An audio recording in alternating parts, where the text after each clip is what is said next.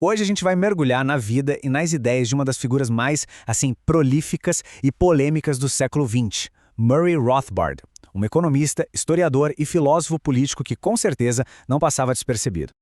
E olha, para começar, essa citação já vai direto no coração da visão de mundo dele. Rothbard não fazia rodeios para definir o que ele pensava sobre o governo. Uma força predatória, pura e simplesmente.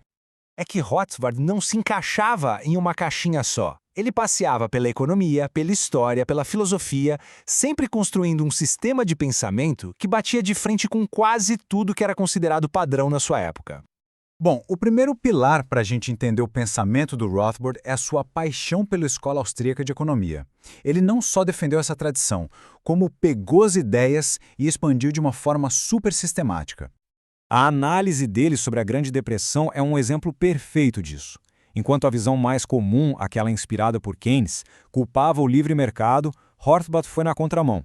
No livro dele de 1963, ele argumentou que a culpa, na verdade, era da intervenção do Banco Central Americano, o Federal Reserve, que teria inflado uma bolha de crédito que uma hora ou outra ia estourar. Tá, mas como ele chegava a essas conclusões tão diferentes? A ferramenta principal de Rothbard era a praxeologia, uma ideia que ele herdou do seu mentor Ludwig von Mises. A sacada aqui é que a economia não deveria tentar imitar a física, com experimentos e dados. Pelo contrário, ela deveria ser uma ciência lógica, toda deduzida a partir de uma verdade básica, a de que nós, seres humanos, agimos com um propósito para alcançar nossos objetivos. E ele usou esse método na sua obra-prima, o livro Homem, Economia e Estado. É um calhamaço de mais de 800 páginas. Foi a tentativa dele de reconstruir, do zero, toda a ciência econômica, oferecendo uma alternativa completa ao que se ensinava nas universidades. Só que para o Rothbard, a lógica da sua economia não parava na defesa do livre mercado, não. Ela o levou para um território bem mais radical, a defesa de uma sociedade sem Estado nenhum. Essa é a pergunta que move toda a filosofia política dele. Veja bem, ele não queria reformar o governo ou diminuir o tamanho dele. Ele queria questionar a própria existência do Estado. E como ele defendia uma ideia tão radical?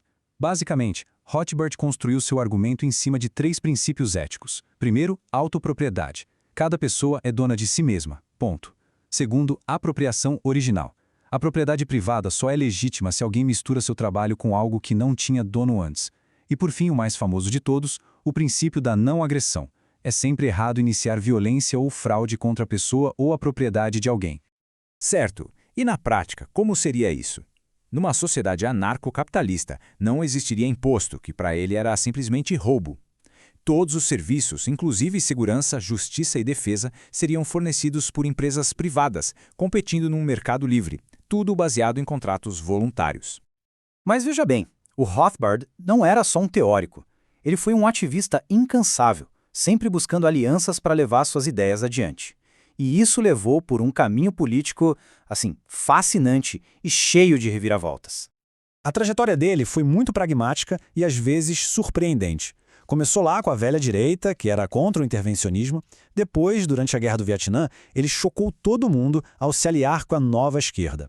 Nos anos 70, ajudou a fundar o movimento libertário e, no fim da vida, criou o paleolibertarianismo, se aliando com conservadores. O critério dele era sempre o mesmo: quem, neste exato momento, está se opondo ao Estado. Uma das rupturas intelectuais mais famosas dele foi com a escritora Ayn Rand. Enquanto a Rand defendia um governo mínimo, o tal minarquismo, para proteger os direitos das pessoas, o Rothbard dizia que qualquer Estado, por menor que fosse, era um monopólio à força. Para ele, a ideia de governo limitado era uma contradição. Cedo ou tarde, ele ia crescer e violar os direitos que deveria proteger. Apesar de ele ser meio que um outsider na academia tradicional, o impacto de Rothbard foi muito profundo e ecoa até hoje, principalmente dentro do movimento que ele ajudou a criar do zero. A produção intelectual dele foi simplesmente monumental, sério. Ele escreveu mais de 20 livros e milhares de artigos. Ele basicamente construiu um dos sistemas de pensamento mais completos e integrados em defesa da liberdade. E ele não ficou só na escrita. Rothbard foi um cara que construiu instituições. Ele cofundou os centros de estudo, revistas acadêmicas e, talvez o mais importante, foi uma figura central na fundação do Ludwig von Mises Institute, que hoje é o grande guardião e promotor do seu legado intelectual e da Escola Austríaca de Economia. No fim das contas, a obra de Rothbard deixa a gente com essa pergunta no ar. As ideias dele são um mapa para uma sociedade realmente livre, baseada na cooperação e na vontade de cada um? Ou será que são uma utopia? Fascinante, mas que, na prática, é irrealizável. Essa resposta continua sendo um dos maiores debates da filosofia política até hoje.